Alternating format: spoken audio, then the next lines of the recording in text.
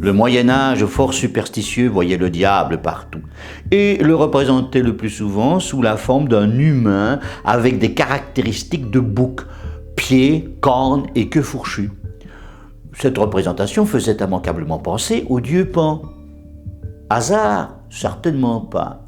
Ce dieu était associé généralement aux pulsions instinctives et à l'activité sexuelle débridée, fortement condamnée par le christianisme, d'où certainement cette inspiration. Mais le diable n'était pas représenté sous cette seule apparence. Après l'an 1000, il acquit en Occident des traits monstrueuses, une laideur à faire fuir, grandissant en taille et s'entourant de démons secondaires. Ces êtres affreux peuplèrent les tympans des églises. Naturellement, il s'agissait de faire peur aux croyants. Ce n'est qu'au XVIIIe siècle qu'on vit des images plus subtiles, tel ce génie du mal de la cathédrale Saint-Paul à Liège, œuvre de Guillaume Geefs en 1848. Le bouc ne fut pas le seul animal associé au diable. Tout animal nuisible semblait inspiré par le démon, une proximité naturelle dans l'esprit des paysans.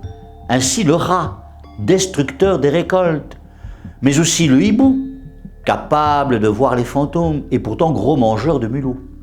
Mais aussi les insectes comme le scorpion, les nuées de sauterelles et les mouches. Belzébuth, seigneur des enfers, inspiré d'un dieu philistin, les Philistins étaient un peuple ennemi des Hébreux, apparaît dans la Bible comme le prince des mouches. C'est le serpent qui fut le plus souvent associé à Satan, à cause bien sûr de l'épisode de la tentation d'Ève au jardin d'Éden. Alors que cet animal, très utile, était tenu pour bénéfique dans toute l'Antiquité. Les Romains en élevaient pour protéger les greniers des souris. Il faut voir là l'effet d'une peur instinctive des serpents chez tous les primates. Enfin, il y a le chat noir, annonciateur du malheur. Superstition déjà présente en Mésopotamie il y a 4000 ans. Les pauvres bêtes, pourtant adorées en Égypte, étaient au Moyen-Âge pourchassées et tuées.